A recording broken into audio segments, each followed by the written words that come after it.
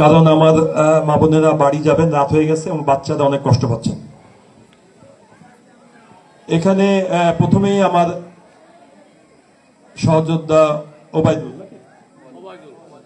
ওবায়দুল যে কথাটি বলেছে যে আমরা এখানে পাশে মসজিদ, সে মসজিদের সাথে আমাকে সম্পৃক্ত করতে তারা বলেছে, আমি সম্পৃক্ত হয়েছি এবং যেসব সমস্যাগুলো আছে ইনশাল্লাহ আমি যেহেতু সম্পৃক্ত হয়েছি এখানে মুসল্লিদের সাথে, কর্তৃপক্ষের সাথে একাত্মতা ঘোষণা করেছি। ইনশাল্লাহ আগামীতে সকল সমস্যা এই মসজিদ সংক্রান্ত যা যা আসবে আমি সাথে থেকে সমাধান করবো ইনশাল্লাহ।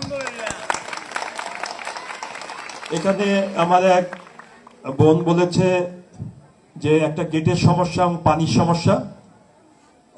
একটি ভাই বলেছে, এখানে এলাকাবাসীর এক মুরব্বী বলেছে পানি, সুপ্রিয় পানি। আমরা একটি সাবমার্সিবল পাম্প খুব তাড়াতাড়ি সম্ভব এখানে আমরা একটি স্থাপন করব। আর গেটের ব্যাপারে যে কথাটি বলেছেন এটা তো আমাদের কোনো ব্যক্তিগত বিষয় না, এটা কর্তৃপক্ষের বিষয়। আমি আমাদের নেতৃবৃন্দের সাথে নিয়ে আমাদের মিল কর্তৃপক্ষের সাথে কথা বলে যাতে গেটটা খুলে দেয় সেই ব্যবস্থা করবো ইনশাল্লাহ।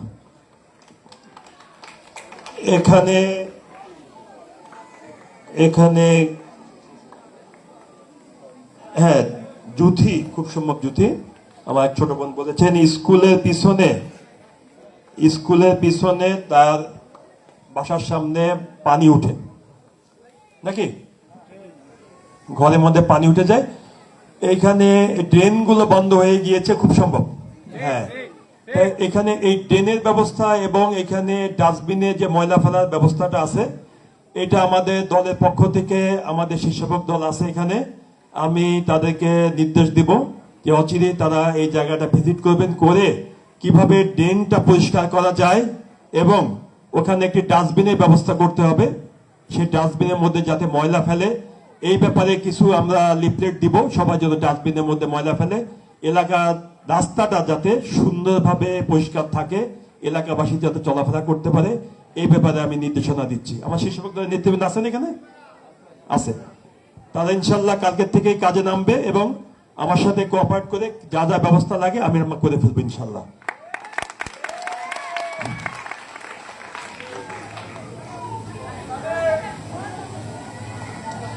আরো কিছু সমস্যার কথা বলেছেন।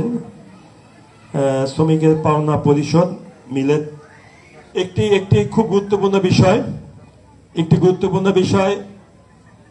আমাদের এক শ্রমিক ভাই বলেছেন যে এখানে কোনো স্থায়ী শ্রমিক মারা গেলে তার দাফনের জন্য 10,000 টাকা মিল কর্তৃপক্ষ দেওয়ার নিয়ম, কিন্তু সেটা দেওয়া হয় না, নাকি আগে দিত, এখন দেওয়া হয় না।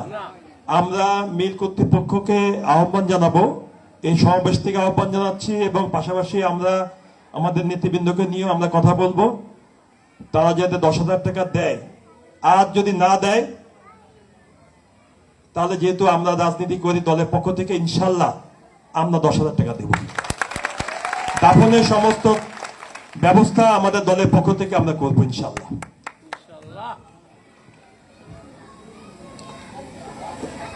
এখানে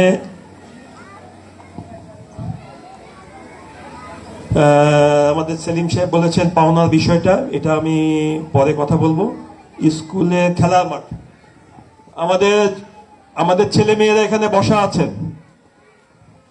আমি একটি কথা বলতে চাই, আমি সব জায়গায় যে কথাটা বলি যে আমাদের এই বিশেষ করে খুলনা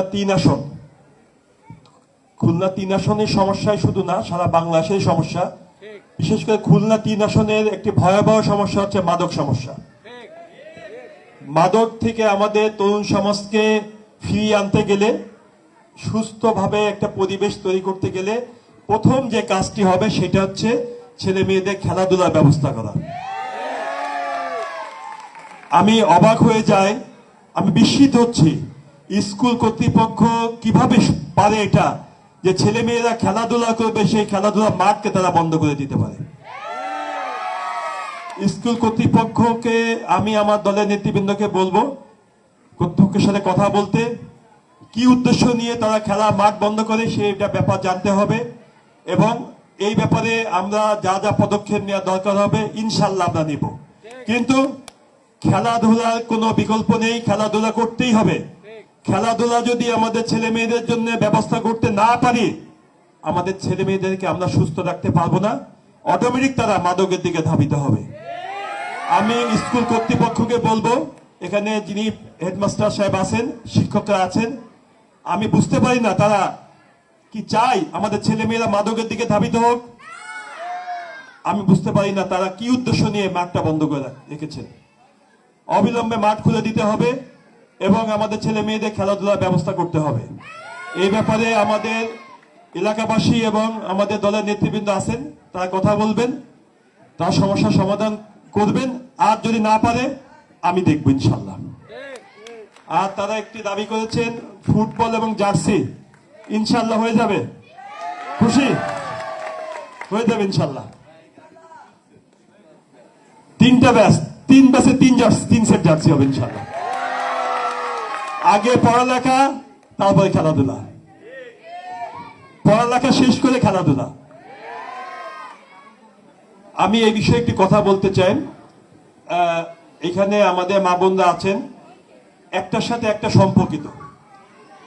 এই শিল্পনগরী, খুলনার যে শিল্পনগরী যেটা, সেটা হচ্ছে আমাদের খানজানালী, দৌলতপুর এবং খালিশপুর।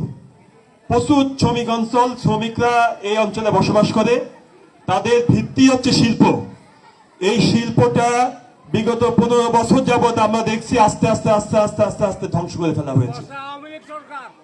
এই শিল্পটা ধ্বংস করে শুধু ক্ষান্ত হননি, এখান থেকে যেসব যন্ত্রপাতি ছিল সেগুলো আস্তে আস্তে আস্তে আস্তে চুরি করে বিক্রি করে দেওয়া হয়েছে। এখানেই শেষ নয়, মিলের কলকারখানা শুধু যন্ত্রপাতি বিক্রি করেননি, দরজা জানলা পর্যন্ত খুলে নিয়ে বিক্রি করে দেওয়া হয়েছে এবং কিছু কিছু জায়গায় জমিও বেচে দেওয়া হচ্ছে।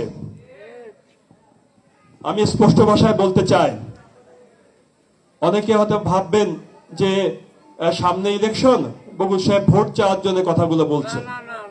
বকুল সাহেবের আগেও কিন্তু এজাক্সে এসেছিল, 18 সালেও আমরা এসেছিলাম, 14 সালে এসেছিলাম। অনেকে হয়তো বা জানেন না, আমি আগের থেকেই জনগণের সাথে সম্পৃক্ত ছিলাম এবং জনগণের সাথে সম্পৃক্ত থেকে আপনাদের সাথে অনেক কাজ আমি করেছি। করোনার সময় অনেক কাজ করেছি, আপনাদের মনে আছে কিনা জানি না। করোনা হয়েছিল জানেন, করোনা একটা, যখন ভাইয়ের পাশে দাঁড়াতো অনেক সময় কাল করোনা হলে ওই রোগীর পাশে বাপ মা ছেলে মেয়ের পাশে দাঁড়াতো না। ভয়াবহ করোনার সময় কিন্তু আমরা সাহায্য দিয়েছি, সিলিন্ডার দিয়েছি, অক্সিজেন সিলিন্ডার। যার বাসায় রেড ফ্ল্যাগ টাঙিয়ে দিত আমরা খাদ্য দিয়েছি, ওষুধ দিয়েছি। আমরা এই খানজানি থানায় প্রচুর মানুষকে সেবা যত্ন করেছি। তখন কি ভোট ছিল? তখন কি কেউ বলেছে বকুল সাহেব ভোট চাইতে এসেছে? আজকেও চাইতে আসেনি। অনেকে ভোটের কথা বলেছেন, ভেবেছেন যে সামনে ইলেকশন, ভোটের জন্য এসেছি। ভোট চাইতে আসেনি। ভোট আপনার নিজস্ব সম্পদ, আপনার ভোট আপনি দেবেন, যাকে খুশি তাকে দিবেন। আমি ঘোষণা দিয়ে গেলাম, আপনার আমানত আপনি সংরক্ষণ করবেন।